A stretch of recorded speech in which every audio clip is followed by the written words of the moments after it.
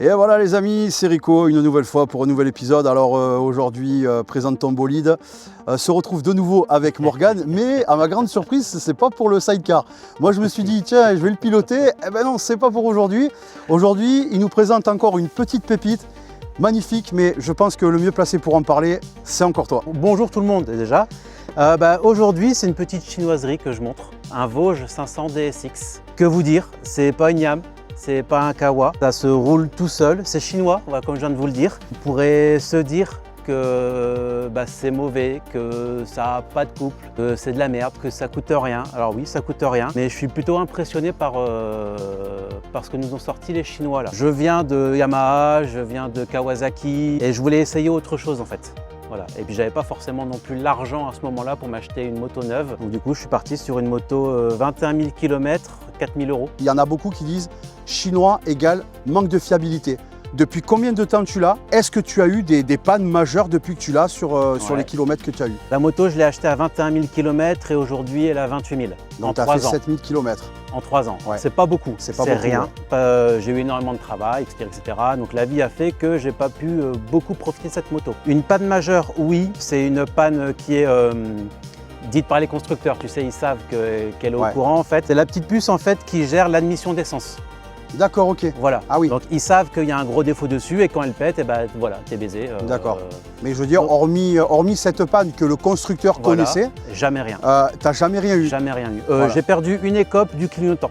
D'accord. Ouais, et il est tombé tout seul, mal collé. Donc en fait, en gros, sur les 7000 km que tu as eu, on peut éventuellement casser le mythe de chinois égale fiabilité dégueulasse quoi. Aujourd'hui, ce qu'ils nous sortent les Chinois, c'est dingue. Ouais. Quand je l'ai acheté, je voulais justement faire le test, voir à peu près ce qu'ils nous sortent aujourd'hui les Chinois. Je me suis dit, j'ai 3 000 € pas à perdre, mais je vais claquer 3 000 € pour me faire mon avis, tu vois.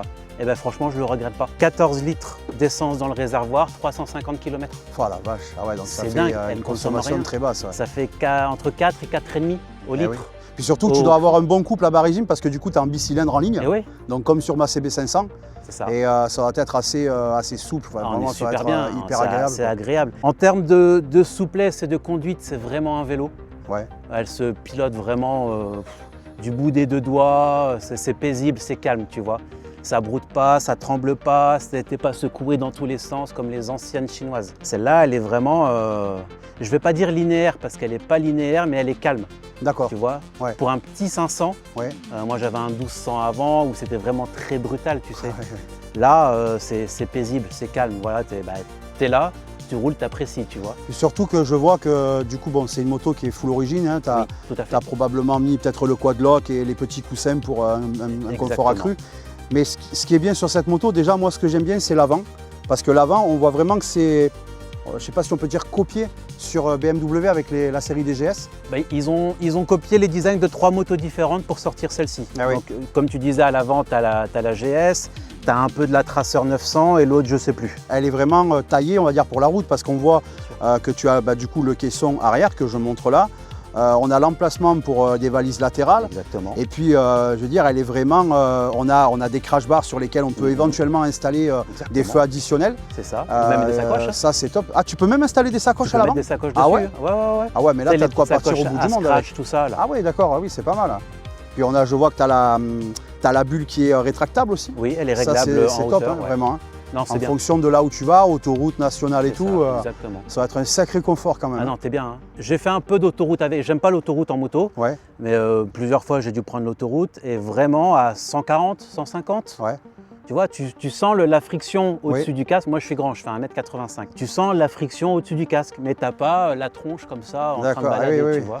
T'es vraiment bien positionné, t'es bien pour les bras. Ouais, t'as pas la tête qui part en arrière comme on pourrait le retrouver sur un roadster. Exactement. Et du coup, en duo, ça donne quoi par rapport à la puissance? Parce que du coup, on est quand même sur une petite cylindrée de 500. C'est ça. Avec, je crois que tu me disais 47 chevaux. C'est ça. Le duo, est-ce qu'on arrive vite au bout du moteur avec le duo? Non. Non. En duo ou tout seul, pour moi, j'ai jamais senti de faiblesse en duo, tu vois. Ça, c'est ouf quand même. Ouais, c'est fou. Pourtant, moi, je suis lourd, hein. Je suis pas loin des 100 kilos.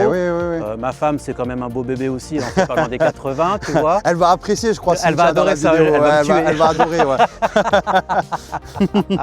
Tu vois, on peut monter dessus et suivre. La dernière fois, je suivais un pote qui avait un 1000. Ah oui. Tu vois, Je le suivais doucement, tu vois, j'étais quand même derrière lui, mais dans les virages, eh ben, il m'a pas mis 500 mètres, tu vois. Putain, mais c'est dingue, hein. Ça envoie du haut de son 500 et de ses 47 chevaux, donc ça a assez grosse limite quand même. Ouais. Mais c'est fun, c'est agréable. Eh oui. Tu as de la reprise.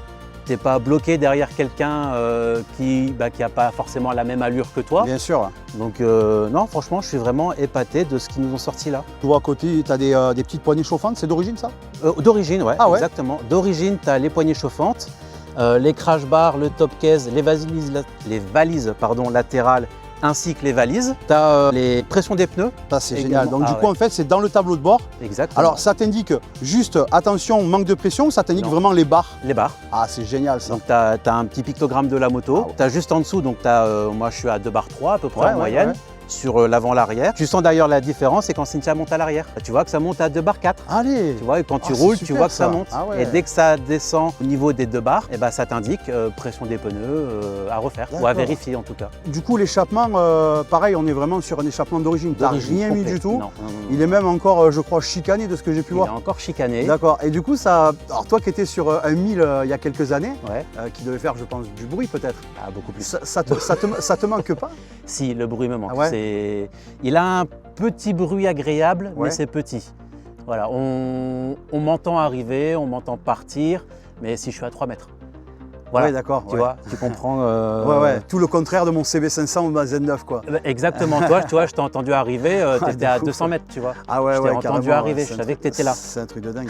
Au niveau de la fourche et de la suspension, c'est réglable électroniquement ou c'est que manuel, hein? Voilà, c'est ça. Et c'est vraiment, ça amortit bien du coup, parce que vu que c'est du chinois, pareil, on est toujours sur les mêmes questions. Est-ce qu'il y a de la qualité? Est-ce que la qualité de suspension et d'amortisseur, elle est vraiment présente? Ah non, je suis bien. Je l'ai acheté celle-ci pour aller, je vais l'équiper off-road un peu plus tard, pour aller faire le TET, tout ça, comme avec le Side. Ah oui, d'accord. Le Side, c'est pour moi partir avec les petits et ma femme. Ah bah là, et ça, c'est quand je partirai tout seul. De base, donc je suis déjà allé faire, à son état actuel, je suis déjà allé faire quelques virées d'une demi-journée, tout ça. C'est hyper agréable, c'est confort. T'es pas, quand tu tombes dans un trou, t'es pas planté dedans, tu sais. C'est vraiment, je suis épaté. Les vis du coup, parce qu'il y en a beaucoup qui disent ouais, ça se dévisse et tout. T'as eu des problèmes à ce niveau-là? C'est pas Ducati. Ducati, les anciennes, non. Les vis restent. Et comme de temps en temps, tu as une petite vis qui se dessert, tu l'entends un peu, ça clique, ça fait des petits cliquetis. Bon, bien sûr. Tu viens, tu resserres ta vis. Mais c'est pas, par exemple, je vais pas perdre tout mon pan de carénage parce que les vis sont pourries, tu vois. Oui. Non, genre si tu cabres la roue avant, elle va pas se désaxer pour aller plus vite que ta moto, quoi. Non, mais c'est clair. Les Chinois, du coup, c'est moins cher, bien évidemment. Mais alors, est-ce que du coup, les assurances, elles en prennent compte? Alors, je saurais pas te dire si les assurances en tiennent compte ou pas. Aussi bien du prix, c'est pas une moto très volée. J'ai pas souvent entendu qu'on volait des Vosges, tu vois, par rapport à d'autres modèles. De mon côté, je suis à 37 € par mois en tout risque, sauf la protection d'équipement que j'ai pas pris parce que j'avais pas. Donc, 37 €, putain, ça fait pas cher. Non, c'est pas cher. Ah ouais. Moi, je voulais savoir au niveau du freinage. Alors, tu as l'ABS, on a pu le voir, avant-arrière, c'est quand même des étriers Nissin. Donc, on n'est pas vraiment sur de la chinoiserie, entre guillemets. Non, c'est du bon, parce que Nissin, moi, il me semble que je l'ai sur ma Kawasaki ZR7. Donc, moi, j'en suis super satisfait. Toi, t'en es satisfait dessus? Complètement. J'ai double étrier à l'avant, un simple à l'arrière, des doubles pistons à chaque fois. Donc, non, franchement, le freinage est vraiment top. Très, très content de cette moto, en tout cas. Et au niveau des pneus, tu as quoi comme monte? Parce que je vois qu'ils sont neufs, hein, ils n'ont pas bougé. Non, ils ont une quarantaine de kilomètres. Je suis sur des Tourance de chez Metzeler. Ah, Metzeler, c'est très bien. Non, mais en tout cas, franchement, elle a un aspect global qui donne envie. Toi, du coup, pour conclure, vraiment, sur les 7000 km que tu as fait, sur une note de 1 à 10, tu lui donnerais combien au global?